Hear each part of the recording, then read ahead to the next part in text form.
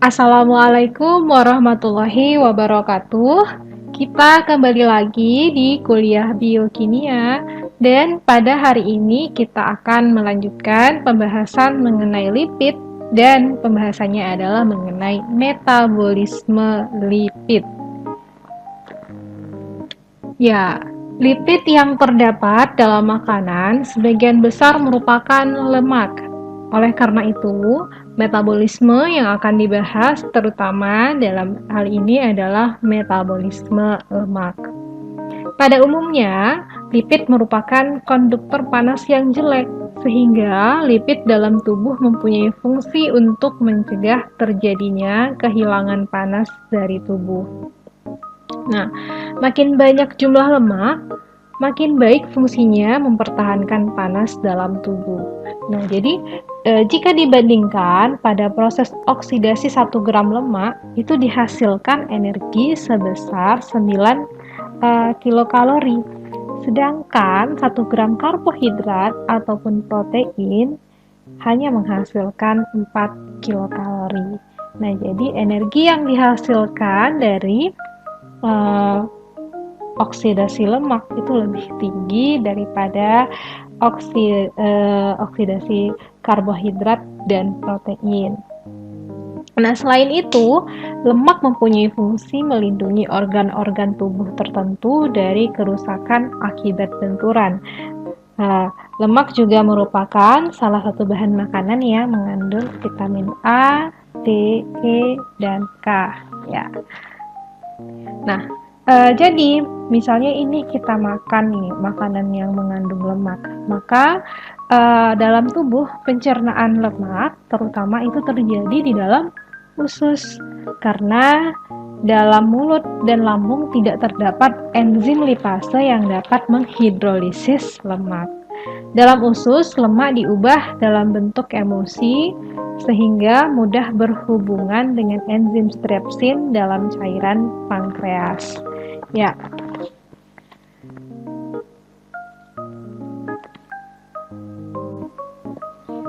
Selanjutnya, dalam metabolisme asam lemak dikenal istilah beta oksidasi asam lemak. Nah, jadi asam lemak ini menyediakan penyimpanan energi yang sangat efisien, memberikan lebih banyak energi per jam daripada karbohidrat seperti glukosa.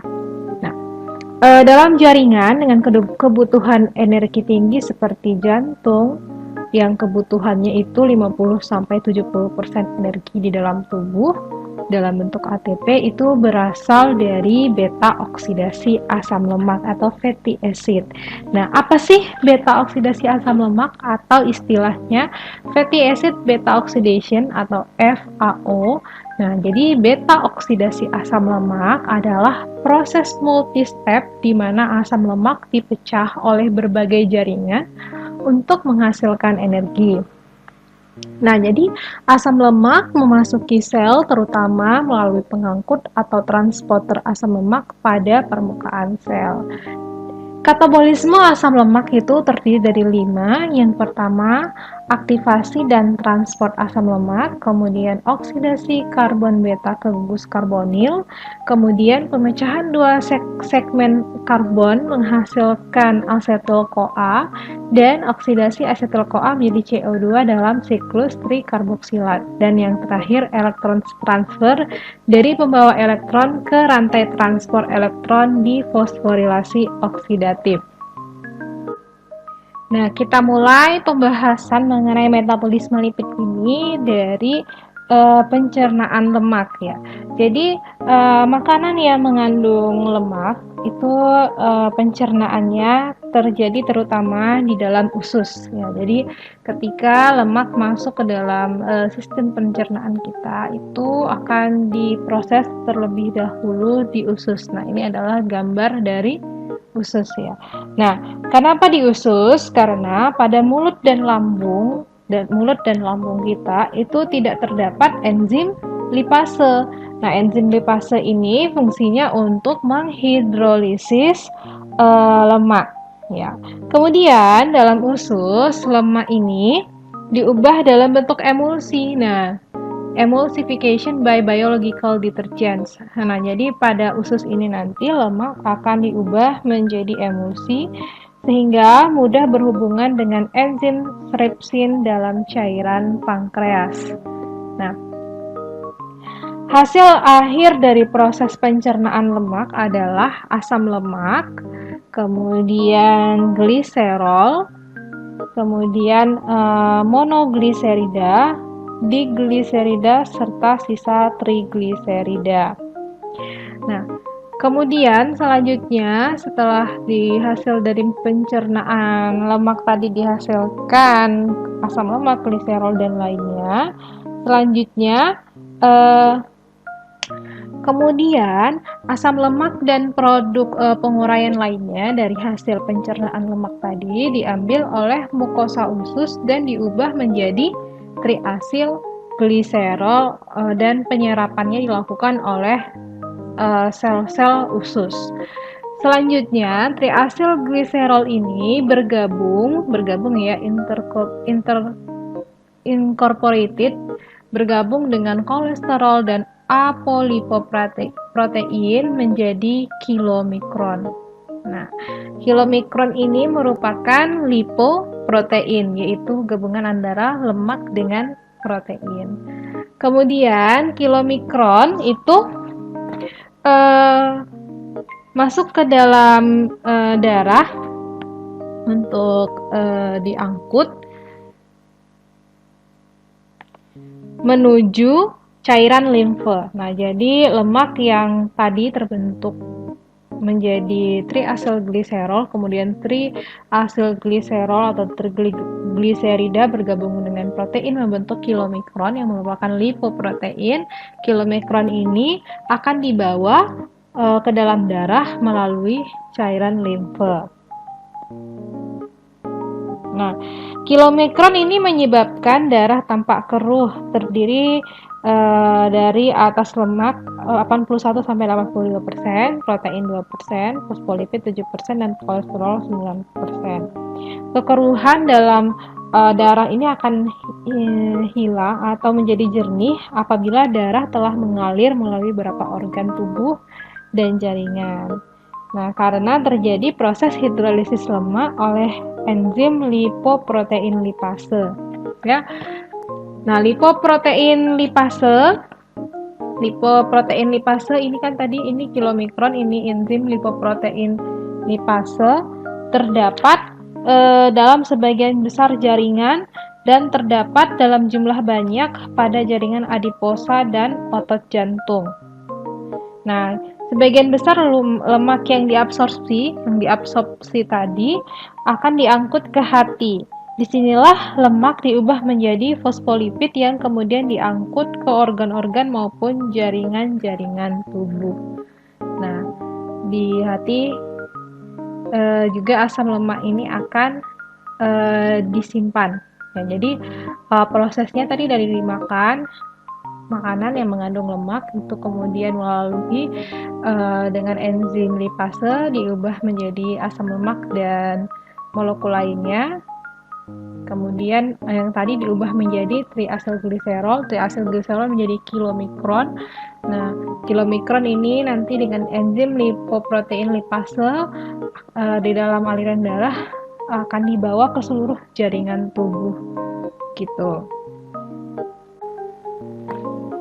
Nah, ini adalah gambar dari struktur dari kilomikron. Nah, kilomikron tadi adalah lipid yang merupakan lipid yang diangkut di dalam darah dalam bentuk kilomikron.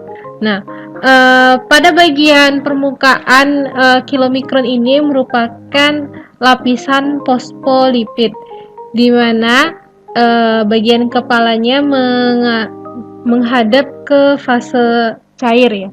Triacylglycerol yang berwarna kuning itu merupakan triacylglyceron yang merupakan 80% dari massa kilomikron ini. Nah, kemudian beberapa apolipoprotein itu terdapat pada permukaan juga, yaitu B48,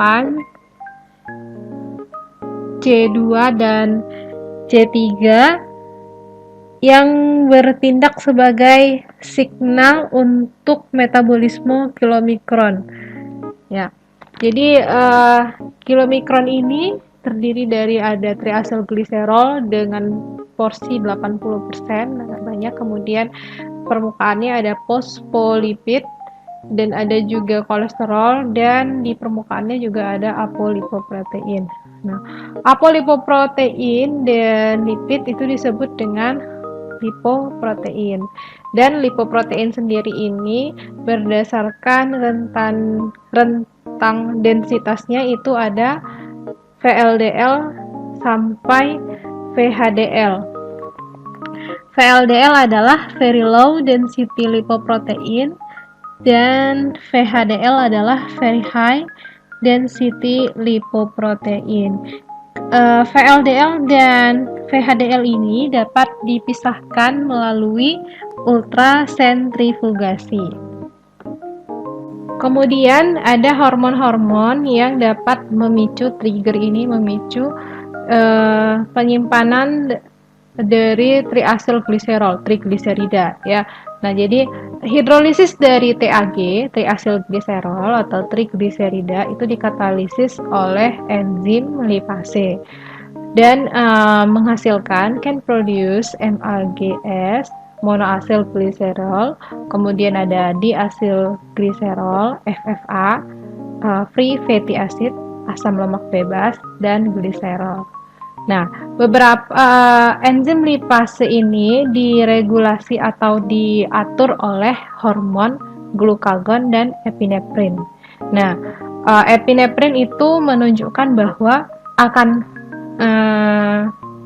digunakan ketika tubuh mengatakan we need energy now, artinya sekarang tubuh butuh energi, dan enzim glukagon akan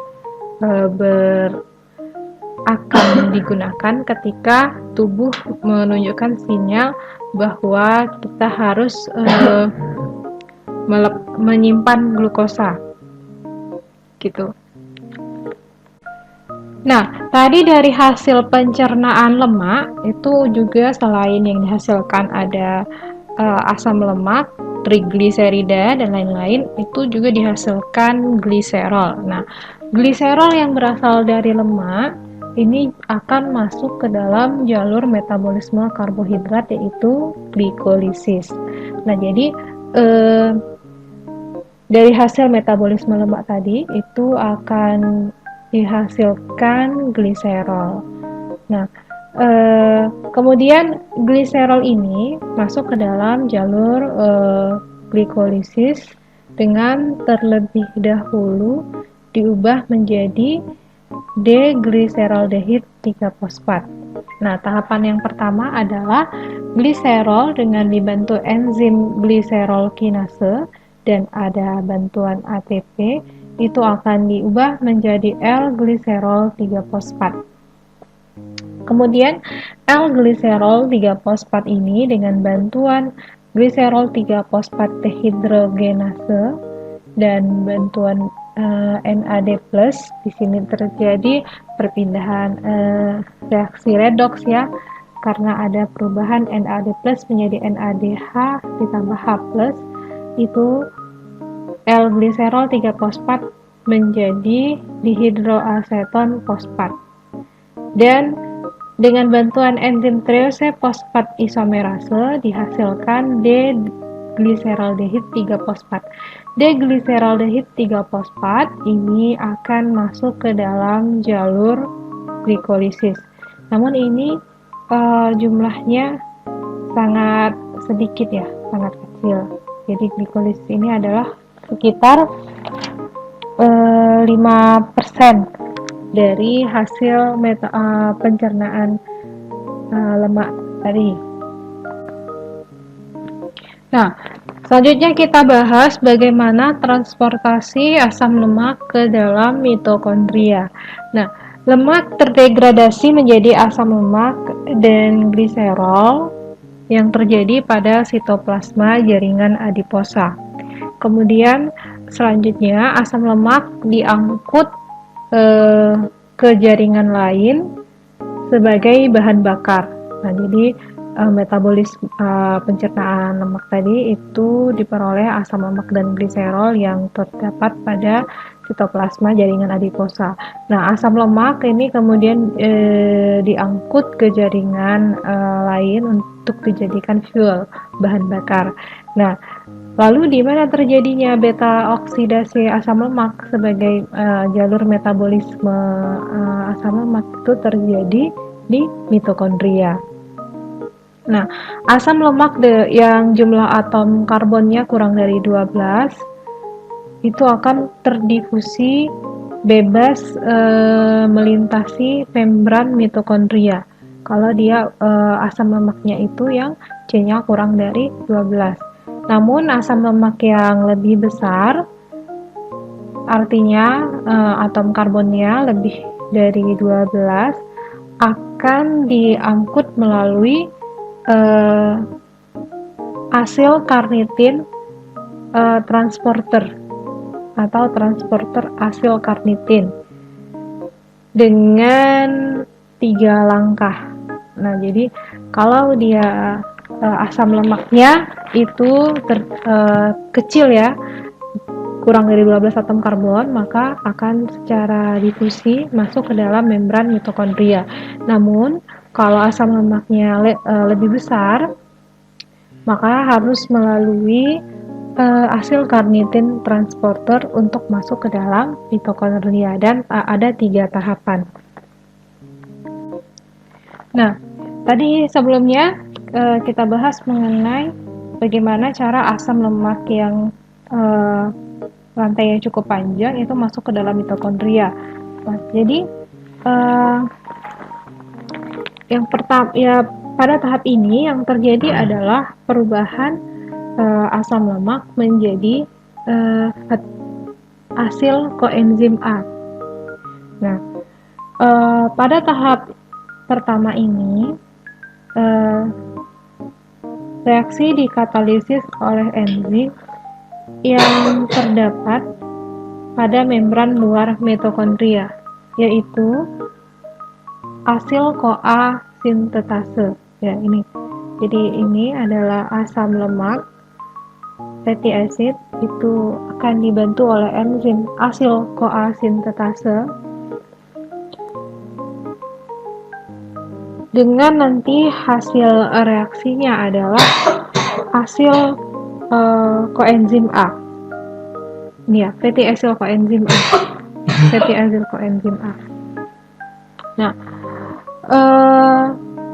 reaksi yang terjadi adalah asam lemak ditambah dibantu oleh ATP. Ini asam lemak dibantu oleh ATP dan dibantu oleh enzim asil CoA sintetase, dihasilkan asil lemak atau fatty acyl koenzim A dan AMP dan hasil lainnya adalah fosfat inorganik atau fosfat anorganik. Yang ini. Nah, pada reaksi ini terbentuk suatu ikatan tioester di antara gugus karboksil asam lemak dan gugus tiol koenzim. Makanya dihasilkan ini tadi asil lemak koenzim A atau fatty acyl koenzim A. Bersamaan dengan itu, ATP yang ini tadi mengalami penguraian sehingga dihasilkan AMP dan fosfat anorganik. Ada 2, jadi di fosfat anorganik. Nah, hasil dari asam lemak tadi adalah fatty acyl koenzim A atau juga disebut dengan ester acyl koenzim A. Ya ini ya, ester acyl koenzim A. Nah, ester acyl koenzim A ini tidak kemudian langsung, ya ini ya, ester acyl koenzim A tidak bisa kemudian langsung menembus dinding dalam mitokondria. Nah, caranya bagaimana? Caranya yaitu dibantu dengan suatu enzim, namanya adalah enzim karnitin asil transferase 1. Nih, karnitin asil transferase 1. Jadi, ini asil koenzim A tadi dibantu oleh enzim karnitin asil transferase 1 ini membantu untuk masuk dari luar dinding mitokondria ke dalam mitokondria. Nah, jadi tadi reaksi yang terjadi adalah fatty asil koenzim A ditambah dengan karnitin menghasilkan fatty asil karnitin tambah koenzim SH. Nah, ester asil lemak, ester fatty asil karnitin, jadi gabungan tadi dari fatty asil koenzim A ditambah karnitin dihasilkan fatty asil karnitin, itu menembus melalui membran dalam menuju bagian matriks mitokondria. Jadi ini menuju bagian menembus membran mitokondria sampai masuk ke dalam matriks mitokondria. Nah, kita perhatikan di sini bahwa fatty asil karnitin merupakan ester oksigen dan asil lemak koenzim A merupakan suatu thioester. Karnitin itu kebanyakan terdapat dalam jaringan hewan dan tanaman dan beberapa organisme tingkat rendah, misalnya cacing. Tidak dapat membuat senyawa tersebut sehingga memerlukan dalam bentuk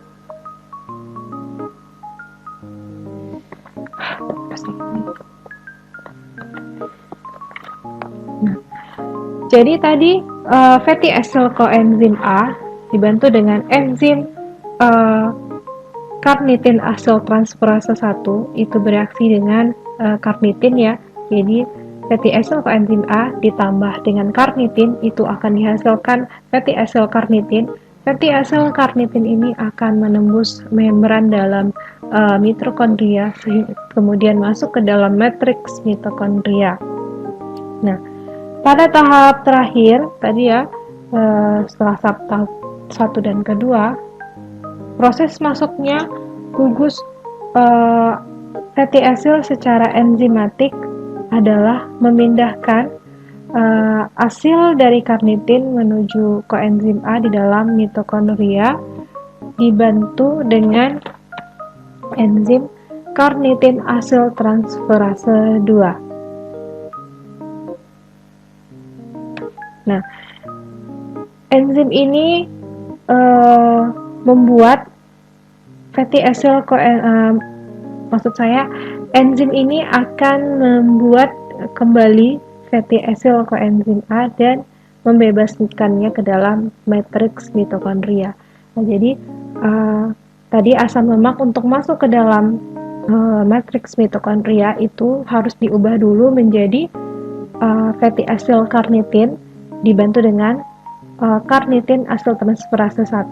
Setelah masuk ke dalam matriks mitokondria dibantu dengan enzim karnitin acyl transferase 2 tadi akan diubah menjadi asam lemak kembali sehingga masuklah asam lemaknya ke dalam mitokondria.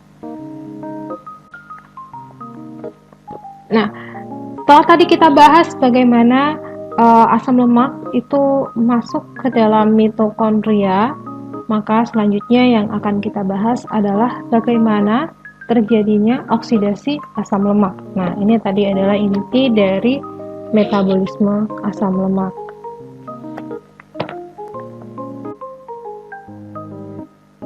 Nah, ada 3 tahapan atau stage dari oksidasi asam lemak. Tahap yang pertama terdiri dari konversi oksidatif 2 buah karbon menjadi asetil-CoA dengan cara oksidasi beta, yaitu pembentukan NADH dan FADH secara FADH2 secara bersamaan. Dan dalam hal ini oksidasi karbon beta menjadi thioester lemak asil CoA. Stage yang kedua yaitu tahap yang melibatkan oksidasi asetil-CoA menjadi CO2, yaitu melalui siklus asam sitrat dengan yang dihasilkan adalah NADH dan FADH2. Stage yang ketiga adalah tahap menghasilkan ATP dari NADH dan FADH melalui respiratory chain atau rantai pernapasan. Nah, ini adalah skema dari tahapan oksidasi asam lemak. Nah, tahap yang pertama tadi adalah konversi dua unit karbon menjadi asetil-CoA melalui oksidasi beta. Nah, jadi ini misalnya ada 1, 2, 3, 4, 5, 6, 7, 8, 9, 10, 11, 12, 13, 14, 15, 16 ya di sini atom karbonnya. Nah, setiap dua unit karbon itu akan dihasilkan satu asetil-CoA. Nah, jadi kalau misalnya ada 16 atom karbon, maka yang akan dihasilkan adalah 8 asetil-CoA. Nah, asetil-CoA ini masuk ke tahapan kedua, yaitu melalui siklus asam sitrat. Nah, selanjutnya tahap yang ketiga adalah tadi kan dari siklus asam sitrat tadi ya dihasilkan NADH dan FADH 2 kali. Nah, NADH dan FADH 2 ini akan masuk ke dalam elektron transfer chain, di mana pada tahapan inilah akan dihasilkan ATP atau energi. Nah, mari kita lihat 4 tahapan reaksi oksidasi beta asam lemak. Nah, jadi di sini ada 2 bagian ya. Nah, yang pertama ini tahapan di mana suatu asam lemak akan dipecah setiap 2 atom C-nya, sehingga misalnya ini adalah asam palmitat dengan atom C-nya ada 16, akan dipecah menjadi 8 asetil-CoA. Nah, jadi bisa asam palmitat itu kan panjang C-nya ada 16. Nah, setiap dua atom karbon itu akan diubah menjadi satu asetil-CoA. Jadi kalau ada C-nya 16 berarti akan dihasilkan 8 asetil-CoA. Nah, pada tahapan yang ini, yang A, itu ada 4 tahap. Nah, ada masing-masing enzimnya. Yang ini tahapan yang pertama dibantu oleh enzim asil-CoA dehidrogenase. Tahapan kedua dibantu oleh enzim enoil-CoA hidratase. Tahapan ketiga dibantu oleh enzim beta hidroksiasil-CoA dehidrogenase.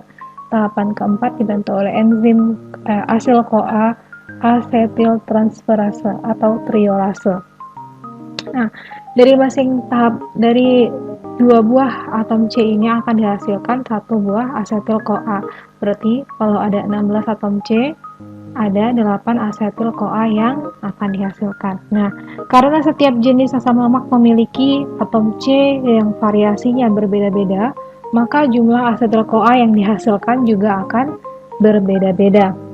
Nah, misal tadi asam palmitat dihasilkan 8 asetil-CoA, kalau asam oleat dihasilkan 9 asetil-CoA, dan asam arakidonat itu dihasilkan 10 asetil-CoA. Kita masuk pada bagian pertama dari oksidasi asam lemak jenuh, dan pada tahap yang pertama ini adalah dehidrogenasi dari alkana menjadi alkena. Berarti dari ikatan yang jenuh menjadi tidak jenuh ya. Sebelumnya kita ingat kembali fatty acyl coenzim A yang sudah masuk ke dalam matriks mitokondria itu akan mengalami reaksi dehidrogenasi enzimatik. Ya, akan mengalami reaksi dehidrogenasi enzimatik pada atom karbon alfa dan beta ya, atau atom karbon nomor 2 dan nomor 3. Ya ini. Alfa dan beta yaitu nomor 2 dan nomor 3. Untuk membentuk suatu ikatan ganda pada rantai karbon, Nah, ini akan terbentuk suatu ikatan ganda pada rantai karbon sehingga dihasilkan suatu senyawa yaitu trans delta 2 enoyl CoA. Nah, ya trans delta 2 berarti di sini letak ikatan rangkapnya enoyl CoA. Sebagai produk ya, hasil dari reaksi dehidrogenase tadi.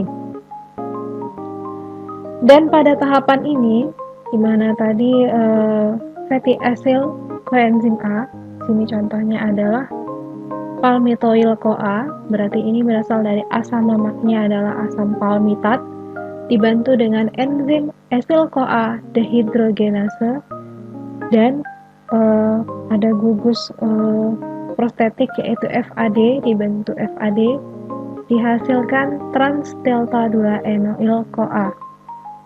Ya, ini adalah tahap yang pertama. Lambang delta 2 menunjukkan letak ikatan ganda. Penting untuk diingat bahwa ikatan ganda baru yang dibentuk memiliki konfigurasi trans. Ya, bahwa ingat kembali, konfigurasi trans itu menunjukkan bahwa asam lemak tidak jenuh yang terdapat di alam itu biasanya mengandung ikatan ganda dalam bentuk konfigurasi cis maksud saya. Nah, jadi dalam hal ini yang terbentuk adalah asam lemak dengan konfigurasi trans.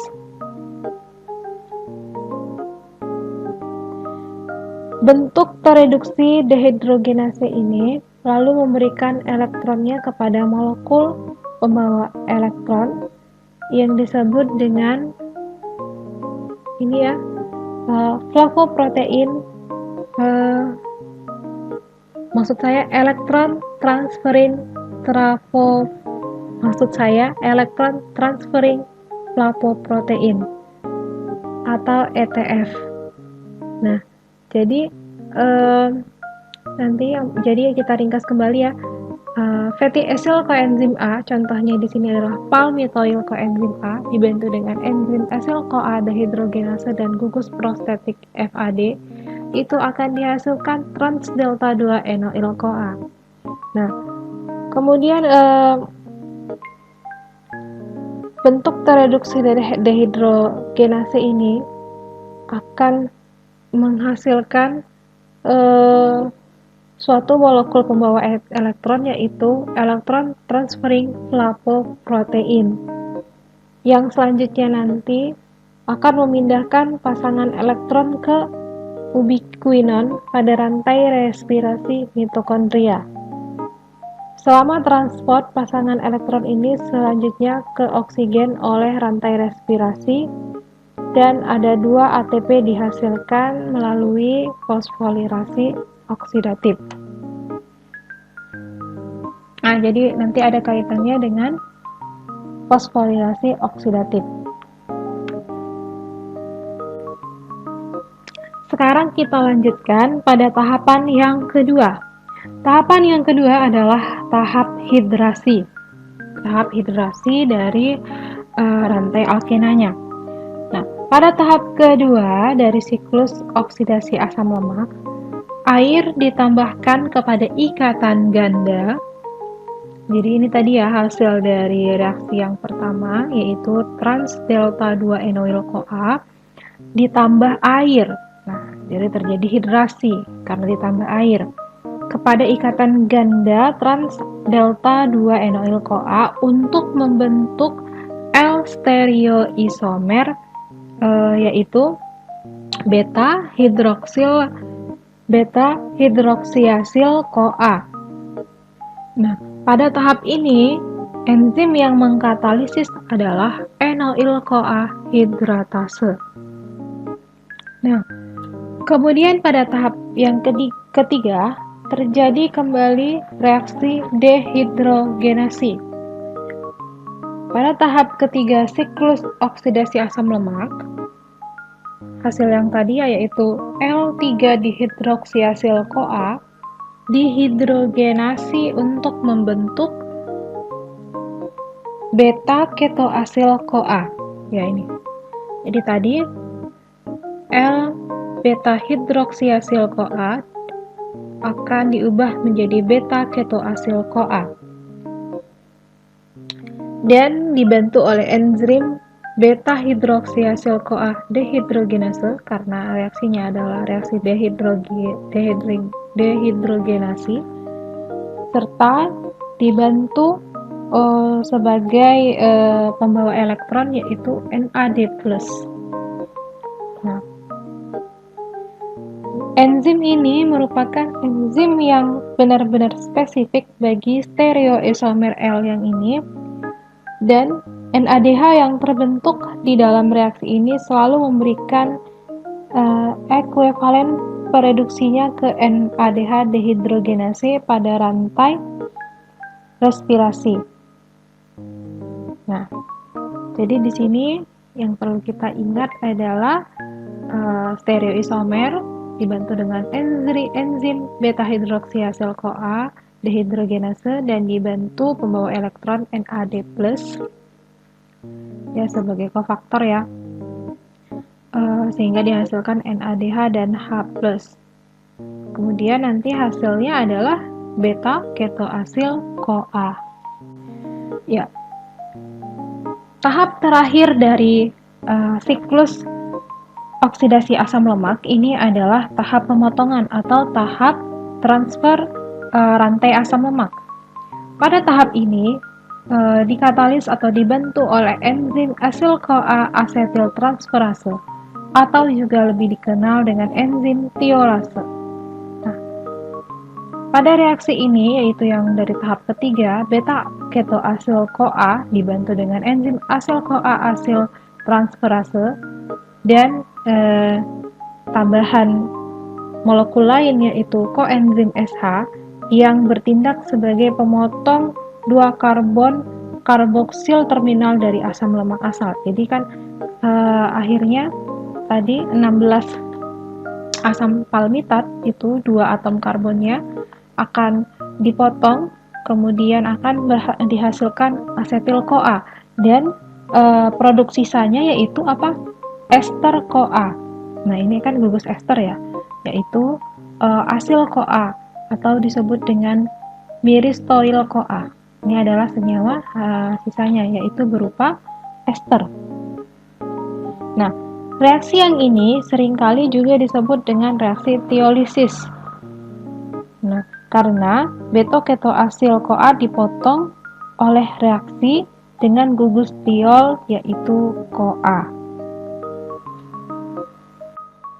Ya, jadi tadi kita telah menyelesaikan satu siklus ya dari sini mulai dari asil CoA sampai terbentuk asetil CoA itu satu siklus ya dari oksidasi asam lemak. Nah, jadi tadi kan contohnya seperti palmitoyl CoA ini adalah asil CoA yang berasal dari asam palmitat dengan jumlah karbon C-nya berjumlah 16. Nah, nanti pada tahap akhir terjadi pemotongan pada atom karbon C sehingga dihasilkan satu molekul asetil CoA dan produk sisanya adalah C14 asil CoA atau myristoyl CoA. Nah, kemudian nanti myristoyl CoA ini juga akan mengalami siklus yang sama ya, ini yaitu myristoyl CoA ini dapat masuk juga ke dalam siklus oksidasi asam lemak dan menghasilkan rangkaian 4 reaksi selanjutnya. Nah, ya selanjutnya setelah tadi myristoyl CoA yang dihasilkan selanjutnya hasil selanjutnya adalah lauryl CoA yaitu ester CoA dari asam lemak homolog 12 karbon yaitu asam laurat.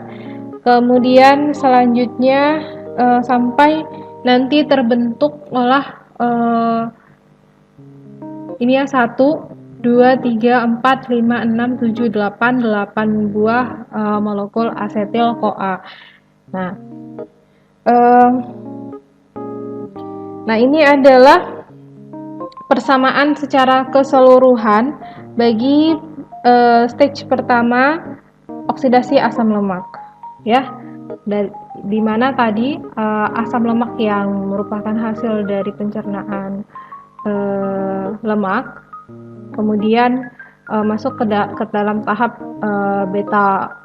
oksidasi beta asam lemak, sehingga dihasilkan 8 buah asetil CoA. Nah, selanjutnya pada babak kedua oksidasi asam lemak ini, seperti yang telah kita bahas sebelumnya. Nah, pada tahap kedua, ini tadi tahap pertama ya, oksidasi beta. Tahap keduanya adalah 8 buah asetil CoA ini akan masuk ke dalam siklus asam sitrat. Nah, asetil CoA yang dihasilkan dari oksidasi asam lemak tidak berbeda dengan asetil CoA yang dibentuk oleh piruvat. Nah, sama ya seperti hasil dari glikolisis, yaitu piruvat, di mana hasil dari glikolisis tadi juga bisa masuk ke dalam siklus asam sitrat. Gugus asetilnya pada akhirnya akan dioksidasi menjadi CO2 dan H2O oleh lintas yang sama, yaitu siklus asam sitrat. Persamaan kemudian pada tahap di siklus asam sitrat ini, di mana 8 asetil CoA ditambah 16 O2 ditambah 96 fosfat anorganik ditambah 96 ADP akan menghasilkan 8 CoA SH ditambah 96 ATP ditambah 104 H2O dan 16 CO2. Nah, ini tadi setelah dari sini tadi tentunya masuk ke tahap ketiga, di mana yang terjadi adalah transfer elektron. Sama seperti di glikolisis juga ya. Setelah terjadi tahap glikolisis ini, di mana ada molekul-molekul yang membawa elektron, yaitu NADH dan FADH2. Keduanya ini akan masuk ke tahap respiratory atau electron transfer chain. Nah, kemudian berapa energi yang dihasilkan dari katabolisme asam lemak ini? Nah, contoh yang tadi seperti palmitic acid ya, dari asam palmitat. Nah, di mana hasil dari oksidasi asam lemak asam palmitat itu pada tahap pertama dihasilkan 1 asetil CoA, kemudian diikuti oleh 6 siklus berikutnya yang 4 step tadi ya, sehingga dihasilkan totalnya adalah 8 molekul asetil CoA. Dan pada setiap siklus itu terbentuk FHDH 7, kemudian NADH juga 7. Nah, asetil CoA yang dihasilkan tadi akan masuk ke dalam siklus asam sitrat untuk kemudian dihasilkan CO2 dan hasil lainnya adalah GTP, NADH dan FADH2. Nah, kemudian elektron dari seluruh FADH2 dan NADH itu akan masuk ke dalam tahapan elektron transport chain atau fosforilasi. Maksud saya masuk ke dalam tahapan fosforilasi oksidatif, sehingga nanti akan dihasilkan ATP. Nah, transfer elektron yang terjadi itu menghasilkan reaksi, yaitu palmitoyl CoA ditambah 7 CoA ditambah 7 oksigen ditambah 28 fosfat anorganik ditambah 28 ADP menghasilkan 8 asetil CoA ditambah 28 ATP ditambah 7 H2O. Nah, ini adalah 1 kali siklus oksidasi beta. Dan seluruh tahapan oksidasi tadi kan ada berjumlah 8 ya. molekul asetil-CoA, seluruhnya hasilnya adalah palmitoyl-CoA ditambah 32 oksigen, ditambah 108 fosfat inorganik, ditambah 108 ADP, dihasilkan CoA ditambah 108 ATP, ditambah 16 CO2, ditambah 32 H2O untuk seluruh proses oksidasi asam lemaknya. Nah, ini adalah rincian dari berapa ATP yang dihasilkan selama proses oksidasi satu molekul palmitoyl-CoA menjadi CO2 dan H2O. Ya, dihasilkan ada 108 ATP. Nah, asumsinya adalah bahwa satu molekul FADH2 itu menghasilkan 1,5 ATP dan NADH itu menghasilkan 2,5 ATP. Gitu ya. Nah, sebelumnya tadi sudah kita bahas bagaimana oksidasi asam lemak untuk asam lemak yang merupakan golongan asam lemak jenuh. Lalu bagaimana oksidasi untuk asam lemak yang tidak jenuh, unsaturated ya, tidak jenuh. Nah, urutan oksidasi asam lemak yang baru saja kita bahas itu memberikan ringkasan lintas yang dilalui oleh asam lemak jenuh, yaitu asam lemak yang memiliki hanya satu ikatan tunggal pada rantai karbonnya.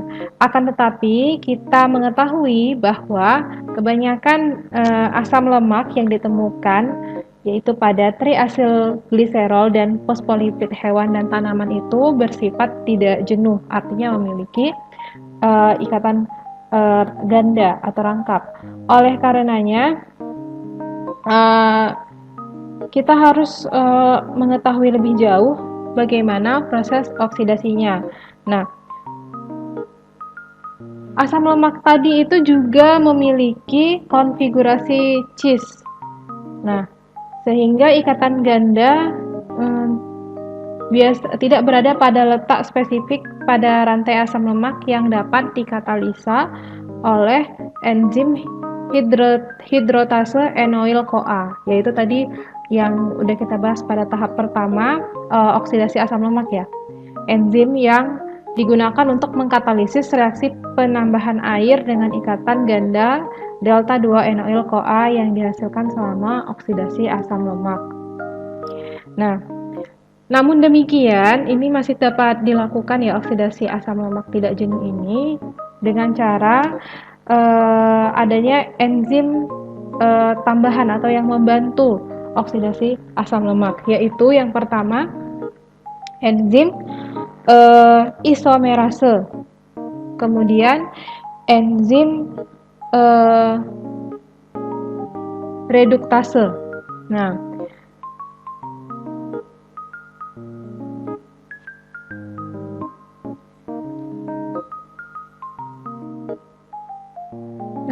mari kita bahas enzim yang pertama, yaitu enzim isomerase yang membantu oksidasi asam lemak tidak jenuh. Nah, contoh senyawanya adalah asam lemaknya adalah asam oleat. Nah, asam oleat adalah asam lemak tidak jenuh yang terdiri dari 18 atom karbon dan memiliki ikatan ganda cis-nya terdapat di antara karbon nomor 9 dan 10. Ditandai dengan ini ya, delta 9. Asam oleat itu C-nya ada 18 dan memiliki satu ikatan rangkap pada atom karbon nomor 9 dan 10. Ini letak atom karbonnya ini ditandai dengan delta 9. Pertama-tama asam oleat diubah terlebih dahulu menjadi oleil-CoA. Ya, asam oleat itu sebelum masuk ke tahap oksidasi diubah terlebih dahulu menjadi oleoil-CoA. Ya, seperti yang sebelumnya juga asam lemak jenuh ya, untuk masuk ke tahap oksidasi itu diubah dulu menjadi asil-CoA. Nah, selanjutnya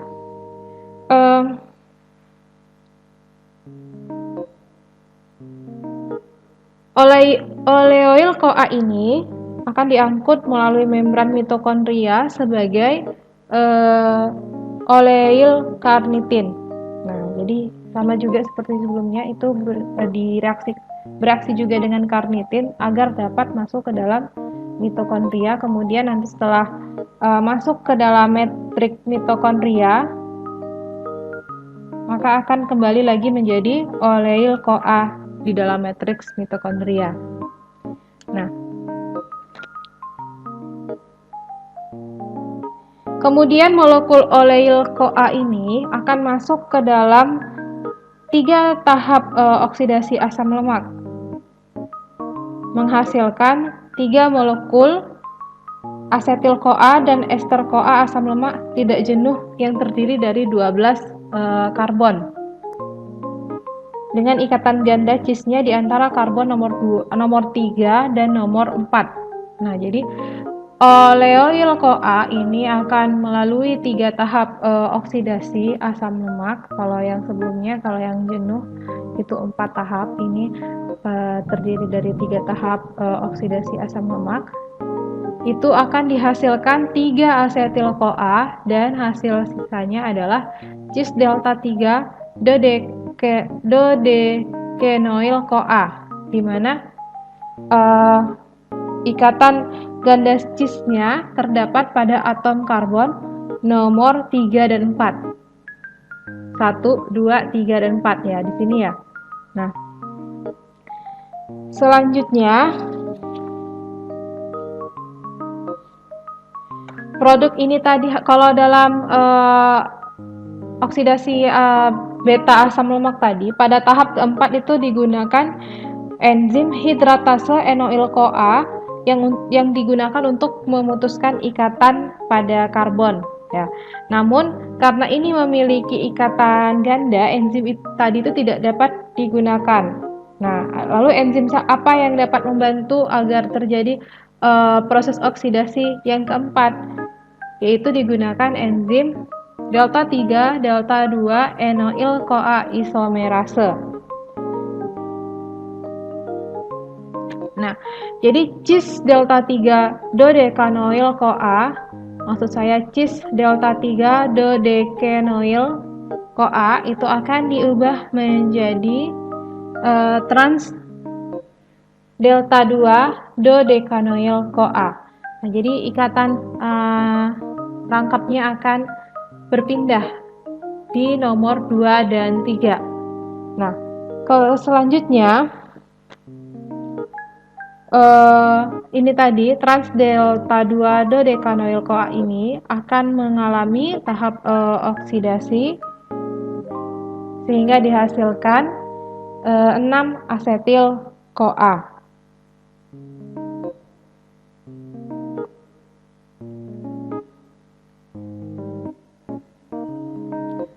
Nah, jadi dalam hal ini asam oleat itu harus dibantu satu enzim lain, yaitu delta 3 delta 2 enoil-CoA isomerase atau enzim isomerase agar bisa menyelesaikan tahap oksidasi beta asam lemak. Dan hasil terakhirnya adalah 6 asetil-CoA. Ya. Nah, lalu bagaimana untuk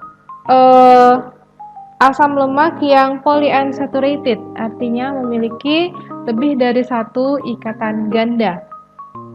Contohnya di sini adalah asam linoleat. Asam linoleat ini adalah asam lemak yang terdiri dari 18 karbon yang memiliki 2 ikatan ganda cis.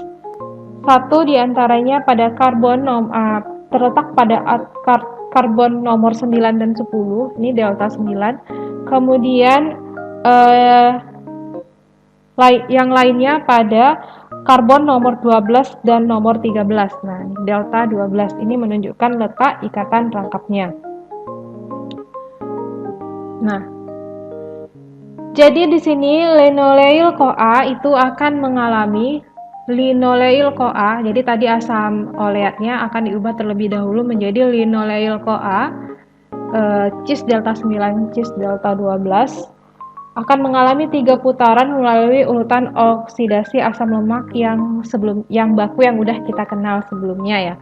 3 tahapannya akan dilalui sehingga dihasilkan 3 buah molekul asetil-CoA dan molekul ester CoA asam lemak tidak jenuh 12 karbon dengan ikatan ganda cis di antara karbon nomor 3 dan 4 dan ikatan ganda cis lainnya pada nomor 6 dan 7. Nah, ikatan ganda cis ini tadi selanjutnya akan diisomerisasi oleh enzim enoil-CoA isomerase, diisomerisasi menjadi ester,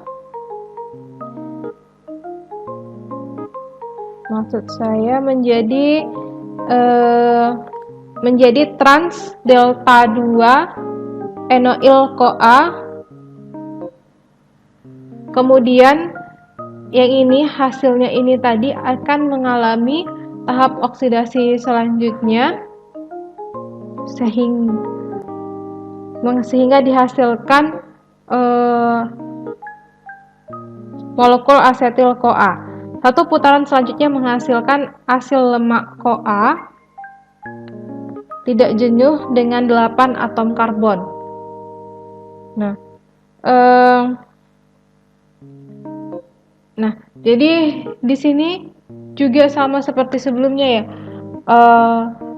Agar oksidasinya dapat berlanjut, maka diperlukan enzim pembantu, yaitu enzim isomerase ini.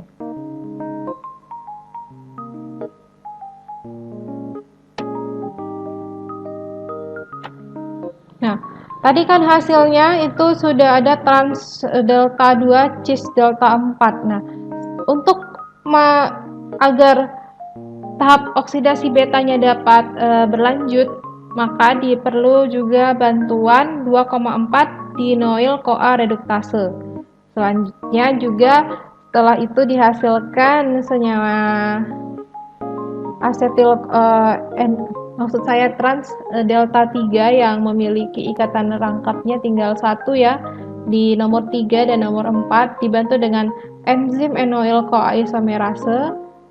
Nah, kalau sudah bentuk hasil CoA-nya seperti ini, maka akan bisa dilanjutkan dengan tahap oksidasi asam lemak yang keempat.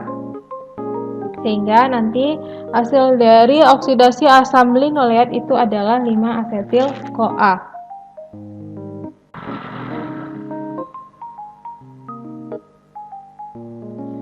Lalu bagaimana untuk oksidasi asam lemak yang memiliki atom karbon, jumlah atom karbonnya ganjil ya. Nah, walaupun hampir semua lipid yang kita jumpai di alam itu mengandung asam lemak dengan jumlah atom karbon yang genap ya. Namun asam lemak dengan jumlah karbon ganjil masih dapat kita temukan di alam dalam beberapa tanaman dan organisme laut. Nah, selain itu juga sebenarnya ruminansia seperti sapi itu membentuk sejumlah besar senyawa asam propionat yang memiliki atom karbon 3 selama dalam proses fermentasi di dalam rumennya. Nah, ya jadi ini ya, asam propinoat, propinoil-CoA itu kan berasal dari asam propinoat. Nah, ini adalah contoh dari asam lemak yang memiliki karbon ganjil. Nah, senyawa propionat yang terbentuk diserap ke dalam darah dan dioksidasi oleh hati dan jaringan lain. Asam lemak berantai karbon ganjil yang panjang, ini kan hanya 3 atom karbon ya, dioksidasi oleh lintas yang sama seperti asam lemak berkarbon genap, dimulai dari ujung karboksil rantai ini. Akan tetapi, Substrat bagi putaran terakhir rangkaian oksidasi asam lemak adalah asil lemak CoA, komponen asam lemak yang memiliki 5 atom karbon. Nah, bila mana molekul ini teroksidasi dan lambat laun diuraikan, produknya adalah asetil CoA dan propionil CoA. Nah, propionil CoA ini ya,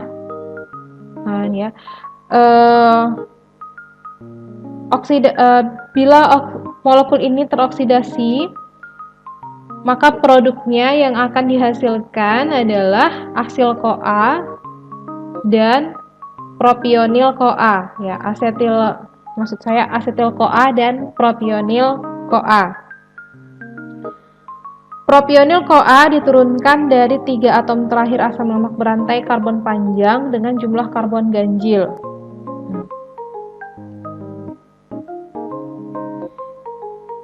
Selanjutnya,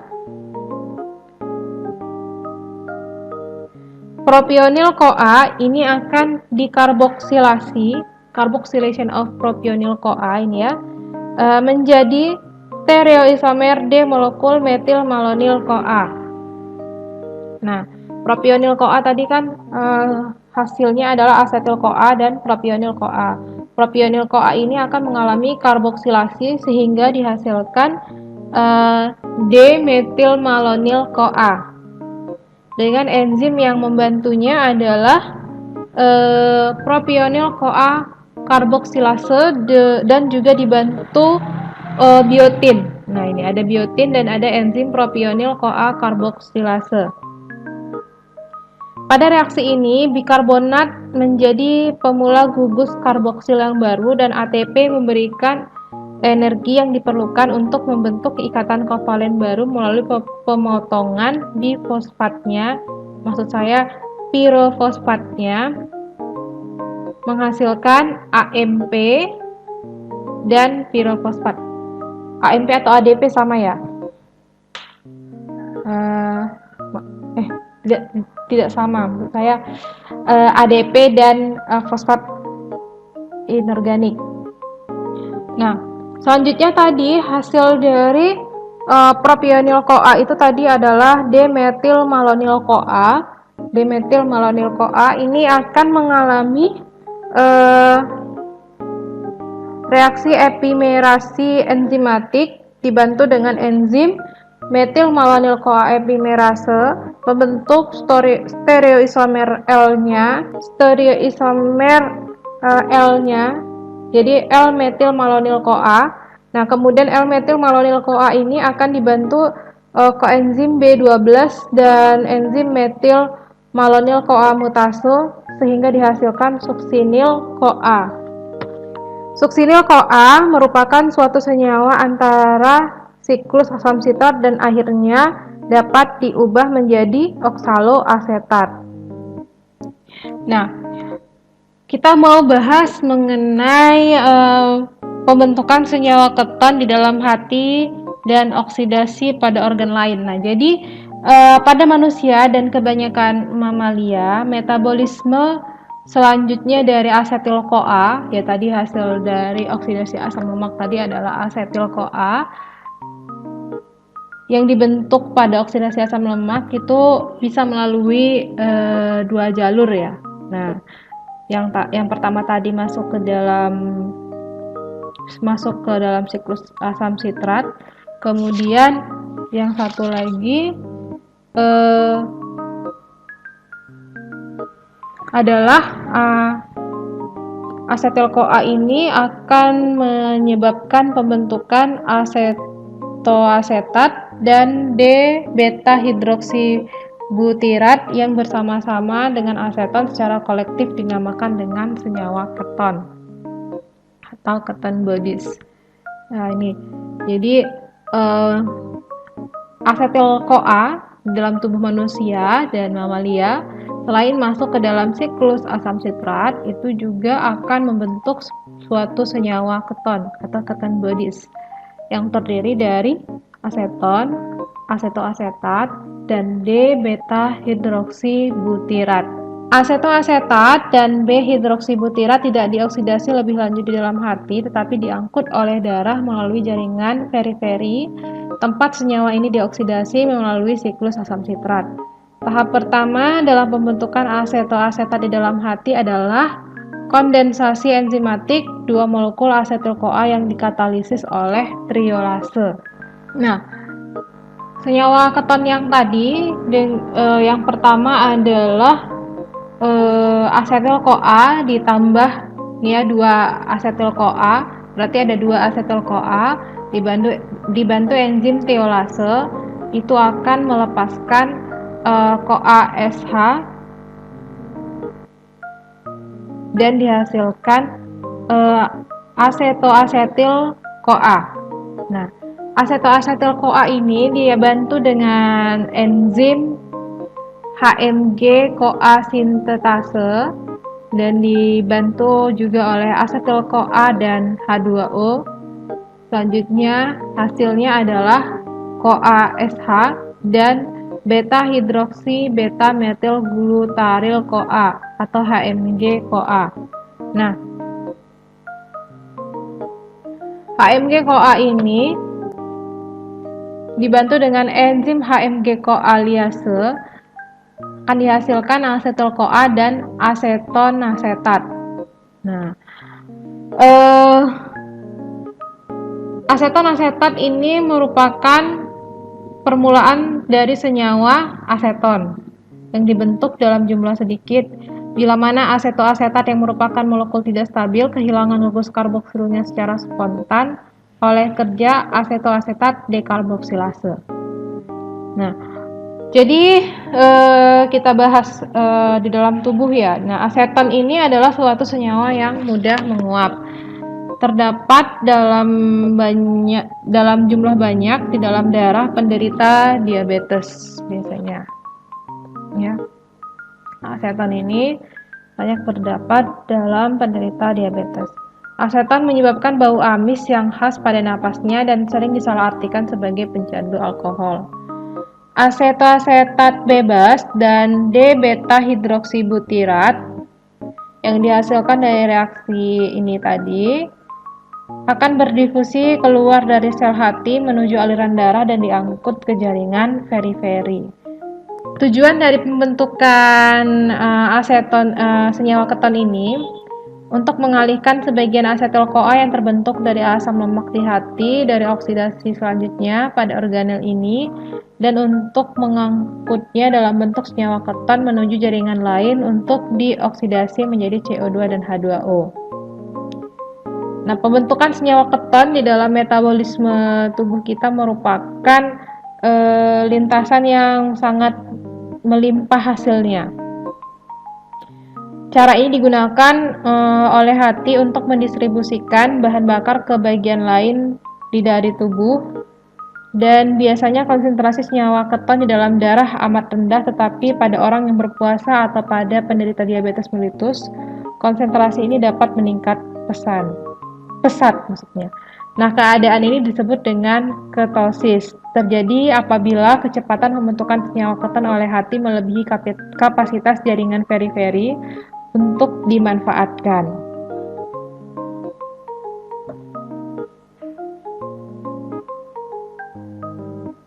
Nah, pada penderita diabetes, jaringan tidak dapat memanfaatkan glukosa dalam darah ya kan. Nah, akibatnya hati mencoba mengatasinya dengan menguraikan lebih banyak asam lemak sebagai bahan bakar. Tapi hal ini menyebabkan kelebihan produksi senyawa keton oleh hati.